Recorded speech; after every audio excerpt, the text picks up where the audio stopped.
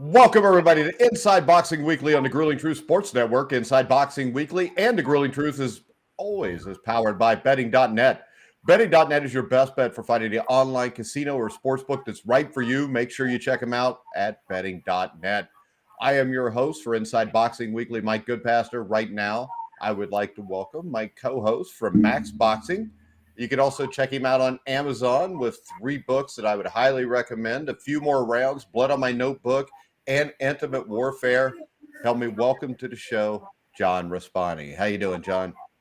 Doing great, Mike. Always a pleasure. Seems like nobody's very excited about the main fight that is tomorrow, but I am. I just like the whole hoopla of the event. So I wish I was in Vegas, to be honest.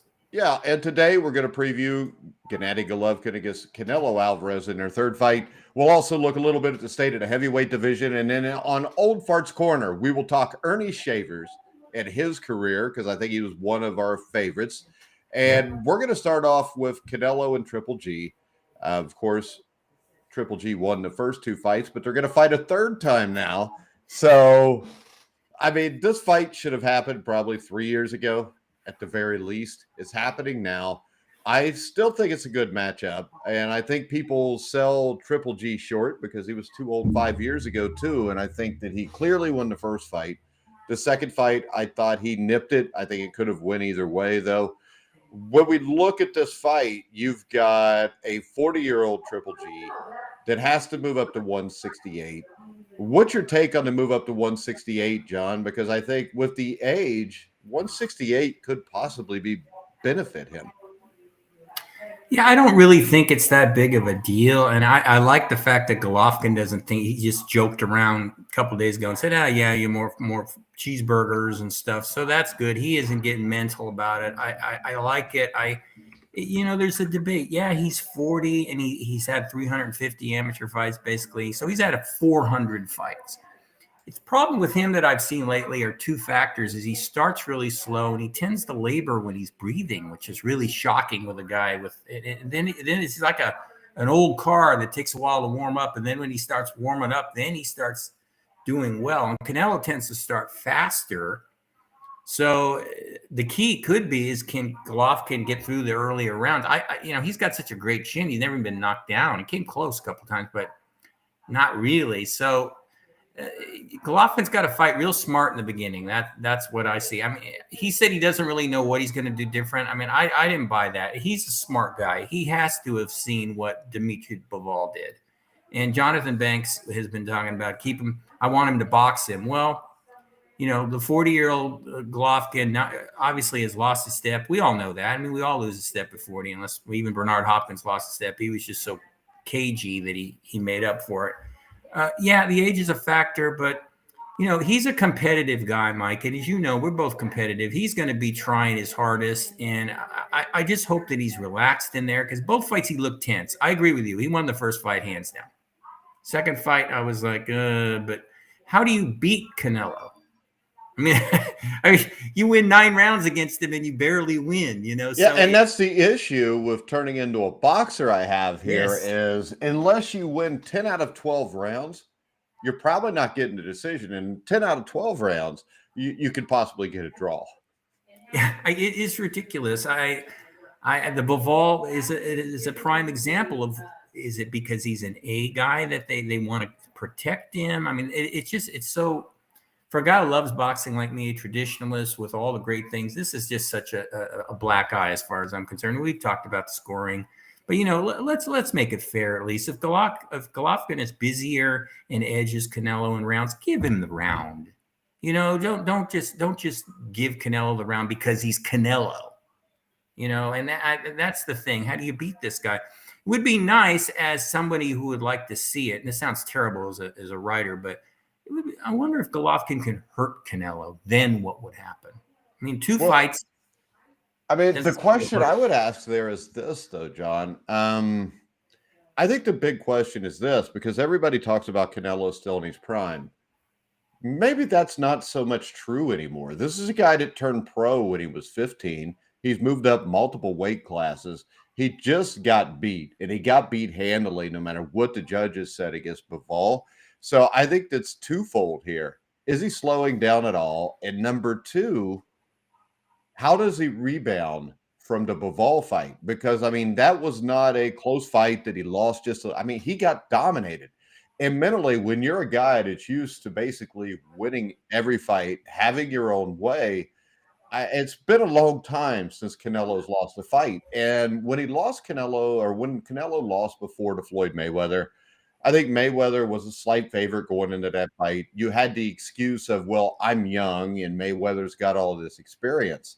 Now, though, that's kind of not the same case when he loses to Bivol this time. He got dominated, and he was a significant favorite. I know because I won a lot of money on those odds. But, I mean, to me, I think in his head, what's this do to him? Yeah, you really don't know. I mean, fighters, they say one thing. I doubt redundancy. He's got doubts. I think he feels like he's convinced himself that I read a quote that he said, Bivol didn't really beat me. I just wasn't, I got tired. Well, that's because you got tired because Bivol was beating you up, Canelo. So, you know, there's a mindset when you're a fighter. You know, they have egos. A loss hurts, obviously. So it's really hard to tell. And what's interesting to me, Mike, is that he knows he got tired, and Golovkin won the last 3 rounds in the second fight, as we know. If Golovkin can last with this Canelo, who knows? Maybe he can do it again, because he comes on and Canelo gets tired. Canelo's stamina was an issue years ago, and then it seemed like he fought in spurts, and that was how he was able to do well. You really have to make him work. That's what Bivol did. He had him working every round, and he got him tired. So you might have a point, though, that it's possible, even we're talking about Golovkin being over it and everything, that Canelo could be just starting to go down a little bit. And he's been fighting a lot, which is great, I think. And that's that. In nowadays boxing, that's fabulous.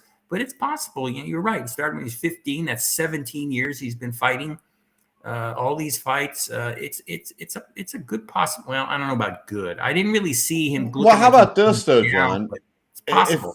If you look at the history, especially of guys that turn pro when they're 15 or 16, they're usually not lasting into the 30s at the same level they fought. I mean, the guy that stands out to me is Wilfred Benitez, who was a guy. I mean, I know there was a lot of other things that went on with him, but a guy like that comes into mind. Salvador Sanchez. Because I always hear about Salvador Sanchez. Well, we didn't see the best of him because he was only 24.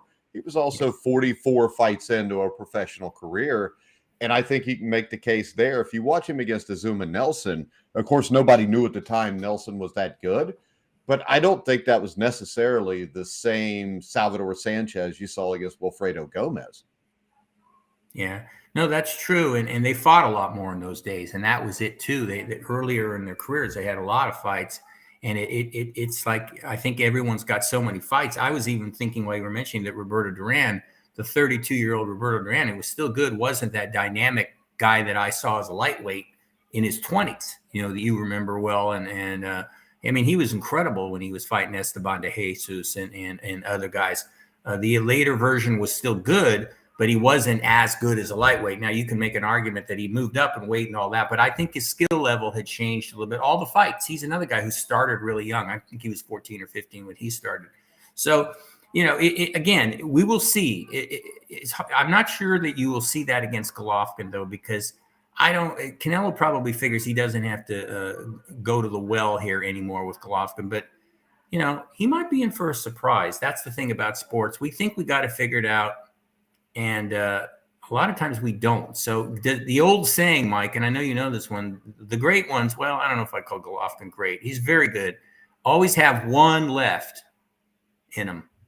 So I think that you can call Golovkin great, because I really don't think there's a middleweight in history that would have an easy time with him.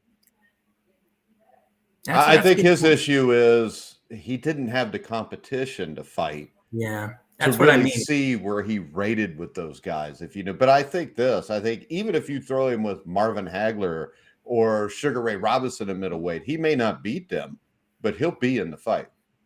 Yeah, I think he's very good. You're right. It's his competition, and is that his fault? I mean, I remember everyone saying he was protected and he wasn't fighting the top guys, and I also remember a lot of the chatter being that the top guys didn't want to fight him when he was dominating. So that's not his fault. You can't blame him for that. It's just like when we talked about Rocky Marciano and the article you wrote a while ago, that was such a good one about Rocky, was, look, those guys were older, but they were still damn good. And it wasn't his fault that they were older. I mean, it was just a timing thing. So it's hard to say about this stuff. And I agree. I think Hagler would have beat Golovkin, but it wouldn't have been easy, especially in his prime Golovkin, the one that boxed more, the one that tore up David Lemieux, the one that yeah, I think it would have been a hell of a fight to right. put those two together in their primes. Yeah, I think Hagler would have won, but it would have been. I think it would have been competitive. Yeah, if Sugar Ray Leonard had tried to fight him as a middleweight. How about this at middleweight? I believe Golovkin may have beaten him.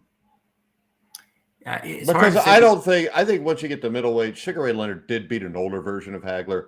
But I also do wonder what would have happened if they'd have fought at middleweight in 1982, Hagler and Leonard, because I think Leonard would have always given Hagler trouble. Yeah, his style would have gave him trouble. It's always about styles. We know that. And he definitely would have gave him trouble. I mean, Tommy Hearns moved up too. Tommy Hearns against Golovkin. That would be a great fight. And right there, though, I would favor Golovkin just because I think there's nothing that I've seen, even though Hagler was one of the greatest punchers ever, or Hearns was one of the greatest punchers ever, there's nothing I've seen that tells me that Golovkin's going to go to sleep if he gets hit by Hearns. Probably not. I mean, the way he knocked out Roberto Duran was always impressive, but he was so much bigger, and Roberto Duran had been knocked down a few times. Golovkin's never been knocked down. So as we said, he's got a great chin. In his prime, Golovkin was like a quiet assassin. That's what he just moved along, and then he just hit. He used to go to the body a lot more consistently when he was younger, and now I just think he knows better than anyone that, like with Canelo, back to that fight, that Canelo's going to counter him. And if he dips the throw at the right hand is coming, the left hook. And that's the other thing I was going to say, Mike. I think for him to win, he really has to go for it more in this fight. He has to fight more steady. He has to throw his bombs. He has to be willing to take a lot of shots, which he usually is. And if Jonathan Banks is whispering in his ear, you got to outbox this guy, he's going to have to figure out what he's got to do. But I really think that, he can box him, keep him on the end of the jab, but he's got to. But he can't beat him like that because there's no way they're giving Golovkin this decision. Yeah, if Golovkin wins all 12 rounds, they're not giving him the decision. Yeah, and see, again, I hate that. I do. It's just like we were texting each other during Bivol and Canelo, and I think we both had to fight like 9-3 or something like that. And we both expected Canelo to get the decision, I think. And I mean, I damn near did. I mean, all three judges were 115, 113. I was sitting there going, I was waiting. That's how bad it was. I was waiting. It should have been, I'd already said, it's over, Bivol won. But I was sitting there. I couldn't even write anything because I was just waiting for them to say a draw or a split decision. I was. And they got the winner right, but it's like, what? So, and that's just so disgusting. And again, I'm being redundant here, but it just gets so old with boxing. Why can't boxing get that right? It drives me crazy. Because they can. Because there's a lot of money behind Canelo. And I think Canelo is a great fighter. I don't know that he's an all-time great fighter yet. Same thing with Golovkin, you said, because when I watched this, I mean, he struggles. I mean, he lost rounds to Caleb Plant. He even lost rounds to Billy Joe Saunders. I mean, if you even look at the scorecards there, and Saunders at 77-75 with Plant, I mean, you got 96-94 from one judge, 97-93 from the other one. So it's not like he just walks through these guys and dominates them the entire fight. And I mean, he dominated Callum Smith and Avriel Yildirim. But I mean, Sergey Kovalev, that was a fight that was even on one card. The other two cards had Canelo up 96-94. Danny Jacobs was 115-113 fight by 2 of the 3 judges. So it's not like he walks through people. And I would think if you're Canelo, I think you have to attack Triple G almost immediately. I kind of think he's going to do that, and because of the fact that he's a slow starter and everything. But Canelo isn't really. He's more of a counterpuncher. He's a boxer puncher in a sense, and and he gets outworked. That's why he loses rounds. The guys that box him, Well, that's why he should lose rounds. He doesn't. Exactly, and it's amazing when he loses a round. But his fight against Lara, I thought he lost that fight. Austin Trout fight from years ago, he gets outworked, and amazingly enough, he'll lose the round. And that's what I mean by, does Golovkin have the motor anymore to work, to continually outwork him and then hurt him and maybe try to stop him? I don't know if he's going to have that mindset, but that's the only way he has a chance, I'll just say that, of winning, is he's going to have to out-hustle him. And I don't know if he can do that now at 40. Yeah, and the other thing I worry about is he did fight Ryota Murata in Japan like 5 months ago, but before that he hadn't fought in over a year and a half. And I really think a fighter like Triple G really needs to stay active. And he struggled with Derevchenko, Zermeta. Yeah, he stopped him in 7 rounds. Knocked him down, I think, 3 or 4 times in that fight. He looked good in that fight. Murata, I think Murata's a good fighter. He started off slow, though, and it did not look like the normal Triple G. But I will also compare it to this. I think Golovkin mentally is kind of on the field of an Evander Holyfield. And when you say he could have that one night, if you remember Holyfield when he fought Tyson, he was coming off the Bobby Chez fight, getting stopped by Riddick Bowe. People thought he was done. Yeah. And he wasn't. For that one night against that one guy, he still had something left. Now, when that fight was over, he looked good against Michael Moore, and then that was basically it. He fights the snooze fest. He should have lost against Lewis. Yeah. But I think with Golovkin, if I'm going to bet this fight, I'm going to actually bet Golovkin to knock him out because it's plus 950 right now. I'm not going to bet a lot of money on it, but you throw $20 on it, plus 950 pays off pretty good. Yeah, and that's probably most likely, maybe definitely the only way he wins. Just knocks out Canelo, and Canelo's got a good chin, as we know, and he took some shots from Golovkin. But if you watch the 2 fights, Golovkin never really landed solidly on Canelo. He got him here, and he got him. I mean, punches that could have hurt, and they did hurt him, but on the button, the old fashioned way of speaking here. I'd like to see what would happen if he got him on the button, and he'd shake his head like this, and it's like, okay, but if he's got that one great one left in him, then he's great. That's we were saying, very good versus great. If Golovkin does that, then he convinces me he's a great fighter. The odds are 4-1 right now that he won't be able to do it. Anywhere from plus 350 to plus 425 from what I saw. Check it out, 3 or 4 sports books today. And I also think, and this is getting a little more personal, I think more people are pulling for Golovkin in this. And Golovkin, he's not a cheater, number one. And, he doesn't run his mouth, which Canelo seems to do a little bit more now than he did before. And let's face it, dude, if you don't want to get busted for clenbuterol, don't do it.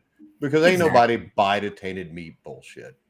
Yeah, and I mean, when I heard he was mad at him, it's like, why? For telling the truth? I mean, come on, man. I mean, be accountable. You got to know what's going in your body, no matter what the truth is. And I tend to believe he knew. Especially when you got your own chef and dietitian. Exactly. So I'm sure you're not buying meat off the street in Mexico. Exactly. And that's exactly what Golovkin was saying. Because I remember they asked you, you said, oh, come on. And he was like, you know what the truth is. You're even asking me. And he gets all bent out of shape because of that. I thought, come on. And that's why I wrote an article on Max Boxing called Stop Being a Diva, Canelo, because to me, that's exactly what he was being. Be a man, take accountability, say I blew it, whatever, and don't get mad at a guy for telling the truth. Yeah, and he's a diva because he's been allowed to be a diva. Yes. Because he gets every close decision. Everybody kisses his ass. And let's face it, I mean, I've seen people say he's the greatest Mexican fighter of all time. And I don't even think he's in the top 10. I think he's a hell of a fighter. He is. But I mean, he fights a lot. He fights good competition. Yes. But let's face it, he doesn't always fight the best competition he could fight. And if he did, he'd have fought Canelo a couple years before, or fought Triple G a year or two before that. Right. And I think that he probably loses that fight. Now, whether he would lose the decision, who the hell knows? But it just annoys me because I think Triple G is what everybody should strive to be. I mean, the dude comes, he brings it every time. He's quiet about it. He's a class act. And Canelo's not a class act because you can't be one if you cheated. And he cheated. So Yeah, and I know what you mean. I mean, the Oh, the Rocky Rocky music came on during the boxing show. I That's mean, Sylvester Stallone calling again. He's watching. Okay, well, with Golovkin, maybe not a big underdog, but a regular guy, not an average guy as far as a fighter, but yeah, a nice guy, no doubt about it. And I met Canelo years ago before all the fame, and he was nice then. And maybe you could make an argument that the fame did something to him or whatever. But Golovkin has always been a nice, decent person, and he got here when he was 30, as we know. So it would have been nice if he got here when he was 21 or 22. Then we would have really been able to see what he could have done. Even though he's done a hell of a lot, he's Hall of Fame as far as I'm concerned. So yeah, it's been rough. It's like you got one hand, you got the diva, and then the other hand, you got the guy who's earned everything that he's got, meaning Golovkin. And as a regular person, you tend to pull for that guy because that's when you pay your dues, you pay your dues. And Golovkin has definitely paid his dues. All right. So my prediction is this. If you want to bet the fight and win money, it's plus 105 for Canelo to win by decision.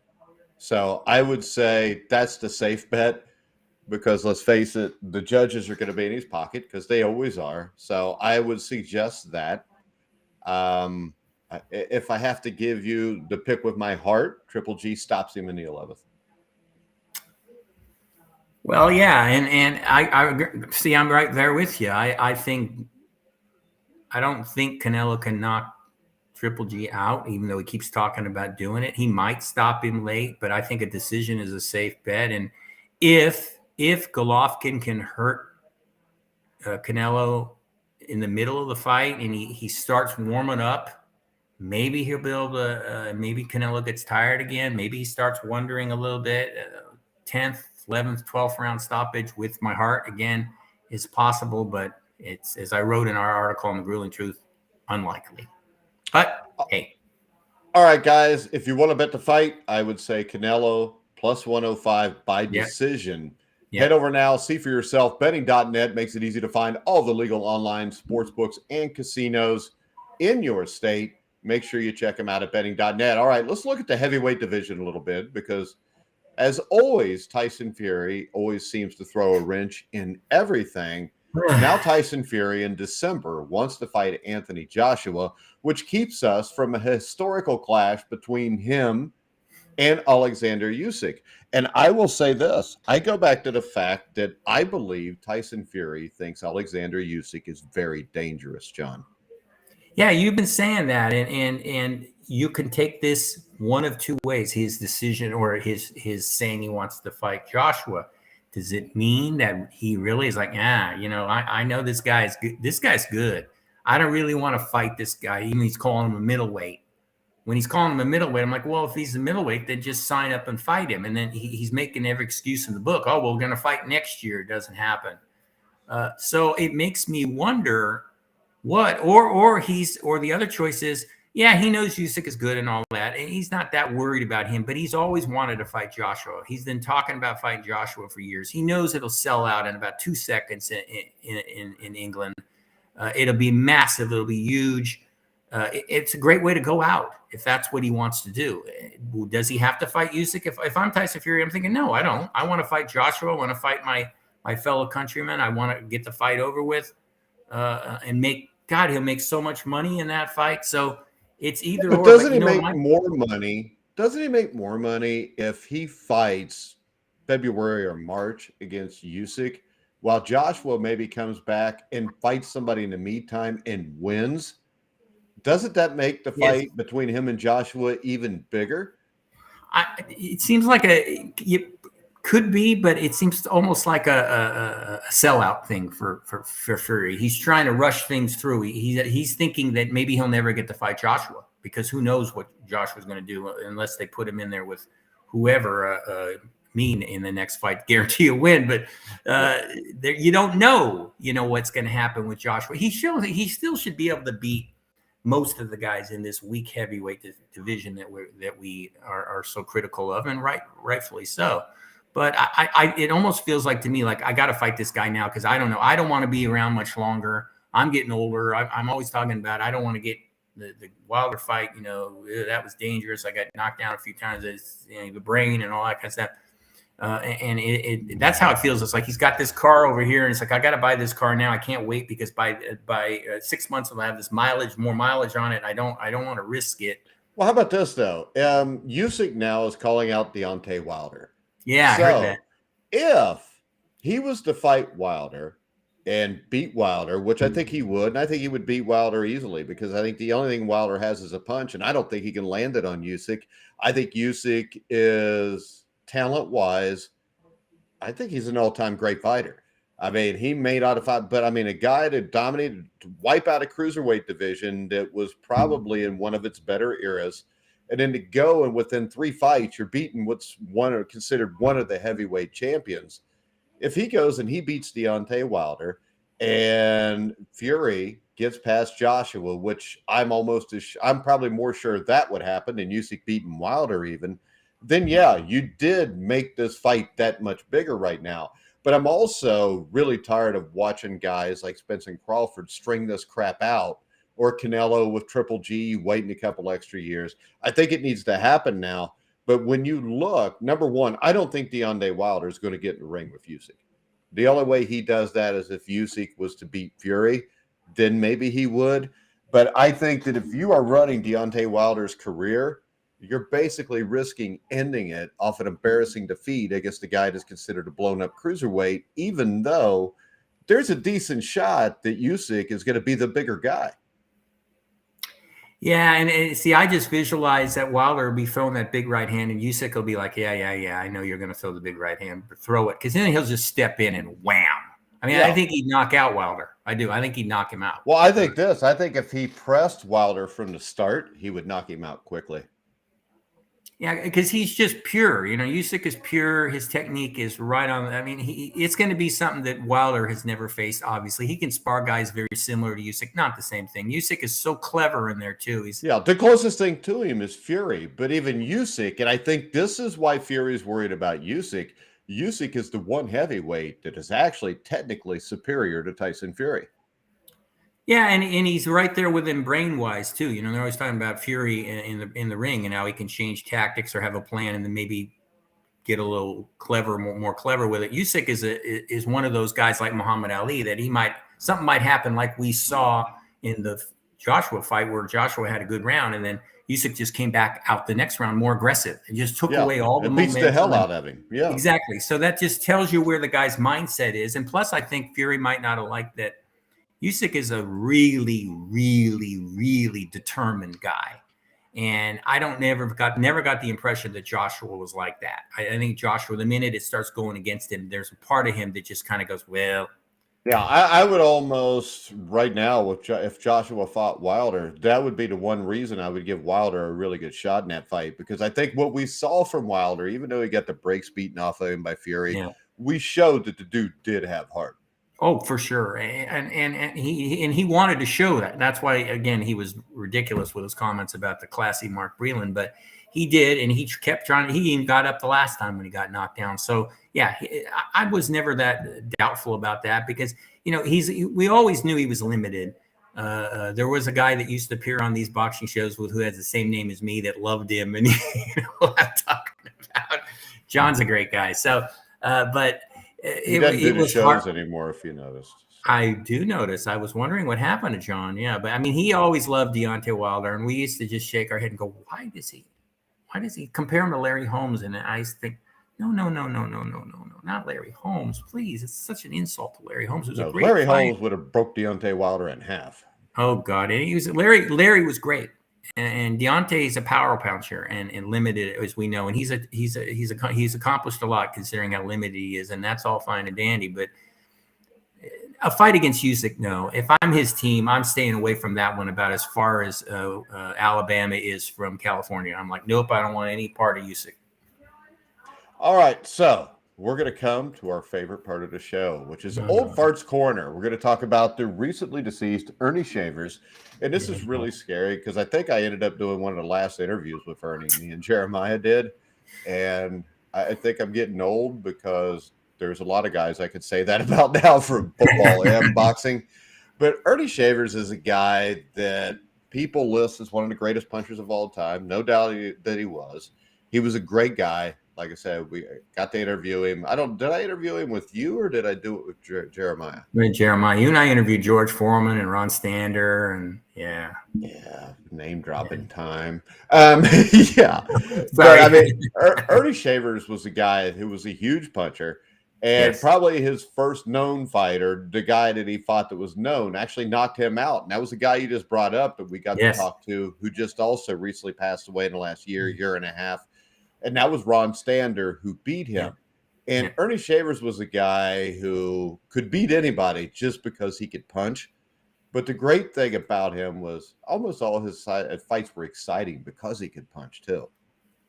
And because you could tell he was vulnerable, you know, and he almost killed my favorite Muhammad Ali in that fight. I mean, that fight was a nail biter because he kept hitting him with those right hands. And Muhammad was old and he couldn't get out of the way, or whatever you want to say. He really wasn't old, but he just was getting hit with punches ridiculously. And then in the last round, Muhammad almost knocked him out. But that was Muhammad Ali. He was just incredible. But Ernie did that. I mean, I'll never forget the Jerry Quarry fight, Mike. I'm sure you've seen this one where he's doing extremely well, and then Jerry just turns the tables on him and knocks him out in the first round. Jimmy Ellis was doing really well against him, and Jimmy Ellis got knocked out. It was Ernie's fight sometimes. Jimmy Young. He knocked out Jimmy Young in 1973. Yes, who knocks out Jimmy Young? You know what I mean?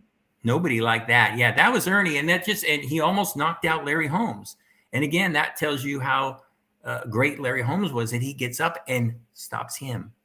So I loved Ernie. I did. I'll tell you, fight people, because everybody always talks about Foreman Lyle, but Shavers Lyle was very similar to that fight. You know, I've never seen tape of that one, and I've always wanted to. I've got to fight because it wasn't broadcast anywhere. Yes, but somebody in the auditorium had an old projector camera and filmed it. I've actually got a really good version of it, but it was a hell of a fight between those two, as you could expect, Ron Lyle and Earnie Shavers, because Ron came back. I think he was knocked down in the second round, which I think it was the first time he'd ever been knocked down. Sure. And he actually recovered and caught Shavers, I believe it was 2 left hooks to the body, then hit him with a right cross that basically dropped him to his knees. And he finally just kind of rolled over and gave up there. But it's an absolutely great fight that a lot of people haven't seen.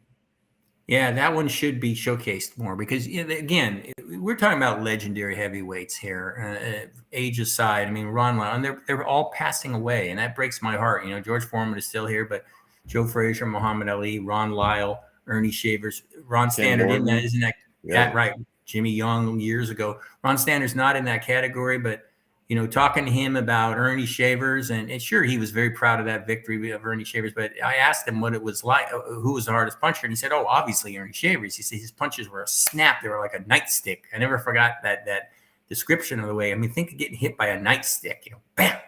So that was Earnie Shavers. I mean, that right hand that he threw was, I mean, it took a lot out of him too, because he got tired throwing those big shots, but he was a delight, and he knocked out Kenny Norton, and that's the fight I was going to bring about, because a lot of people thought Shavers was done then, and Shavers had went the distance, lost every round though to Larry Holmes in their first fight. Yeah. But I'll still say, if you haven't seen that fight in a long time, watch it again, because Holmes wins every round, but it's a damn good fight. And then he comes back, he fights Ken Norton. And I think what it was, the winner was going to get a second shot at Larry Holmes because they both lost to him once. And I don't think anybody expect him to brutalize Norton the way he did. No one did. I can remember it like it was yesterday watching it. I thought the Norton would win. And then when Norton got hurt. Yeah, and then the Holmes fight. I mean, I don't know that there's too many heavyweights, maybe Holmes and Ali, that would ever taken a shot like that from Earnie Shavers and not lost. And the thing that I really think about was Holmes got dropped, like he got shot from a 50 cal, and he got up and won the rest of the round, and then ended up stopping Ernie a couple rounds later. Yes, that was him. I think Mr. Snipes, Ronaldo Snipes, is not obviously the same caliber of fighter as Earnie Shavers, but he got dropped by him pretty hard, and then he just beat him up, after that. That was Larry Holmes, though. Larry was special. Yeah. I think people are recognizing it now. I think much more the last 10 years. But it was, we know why. We should do a whole show dedicated to Larry Holmes because he was that great of a fighter in my view. He could probably beat some of these guys now, even at his age. But that Beat jab, Butterbean when he was 50, remember? yeah, that jab was just great. And yeah, he was, like I said, he was special. And Earnie Shavers fought everybody. That's the other thing, Mike. Yeah, because after that Holmes fight, I mean, Bernardo Mercado was the #1 contender. I remember him. Mercado stopped him. Randall Cobb stopped him. Everybody thought he was done. And the main last two memories I had were big pay-per-view shows that he was on. He fought Jeff Sims, Nassau in the Bahamas, Drama in the Bahamas on the Ali Burbick undercard. Sims was supposed to beat him. I think Ernie got knocked down early, came back and beat Sims. Then he knocks out Joe Bugner, and then he fights James Quick Tillis, and he's getting close to maybe one more title shot. And the James Quick Tillis fight, I think it was June 6th. It was on the undercard of Holmes and Cooney. And, I mean, he gave James Quick Tillis all he could handle before he lost the decision. Yeah, he kept coming back. I remember how surprised I was because Cooney Holmes was like 1982, right? Yeah. Yeah. So this is 5 years after the Ali fight, 4 to 5 years after the Holmes fight. He looked like, you're right, he looked like he was done. You know, he gets stopped in other fights. But Ernie was never really done to a point, you know, because he always had the power, as we know, and that's the last that goes with these guys. And he was he probably was underrated as a fighter in some respects because we all know him about his power because he had like 69 career knockouts. So of course we know him about that, but people might not have realized how good he was back then because there were so many good and great heavyweights in the period that he was fighting. Yeah, because if Earnie Shavers would have got a shot at the WBA title when it was held by John Tate, Earnie Shavers probably would have been a heavyweight champion. Yeah, he probably would have knocked him out. I would have loved not a real heavyweight champion because Larry Holmes was a real heavyweight champion. Real heavyweight champion. It would have been nice if he had a title like that, though. You know, it would have been because of all the wars that he was in and all the good fights he was in. But I don't like token titles either. So he was there. He was close. He never won it, but still, he's a legend. All right. I want to remind you, if you want to bet Triple G Canelo this weekend or any boxing during the rest of the year, it's not just sports betting also. Betting.net compares the best online casinos, so sit back, relax, and play the top online slots, poker, and table games. All right, John, I think we are done for today. Good show, Mike. I hope some people tune into the fight tomorrow. I don't know how many, but it might surprise you. It might be more competitive than you think. And, I think it's going to be a hell of a fight, actually. With those two guys, See, I mean, yeah. A lot of money at stake. You know. My problem is my football team plays in Chicago at 3 tomorrow. We leave at 6 probably to come back home, so I'll be home right around 11. So good luck. But hey, on the bright side, I think the undercard sucks. So if I get home before the fight starts, I may just pay for it then because that's the only fight I want to see anyways. Yeah, the undercard sucks, and that's so be ready for a text from me when I text you when I get home to ask if the fight has started yet or not. Yeah, I'll be ready because I'll be watching. So yeah, you know me. So yeah, I agree. The undercard is no good, but the main fight, let's see what happens. All right, guys. Remember, go follow us on Twitter. We got a new Twitter page. We're up to 1,200 followers now in a month. So hopefully we can get back up to our 26,000. But you can follow us at grueling_truth. Make sure you check out all our NFL shows, boxing shows, basketball, baseball. You name it, you got it here, except for soccer because that's not a sport. Make sure you like and subscribe to our YouTube channel. Check out the link in the description for BetMGM, which is our top-rated books or sports book for betting the fight this weekend. But for now, for John Raspanti, I'm Mike Goodpaster. You've been watching and listening to The Grueling Truth.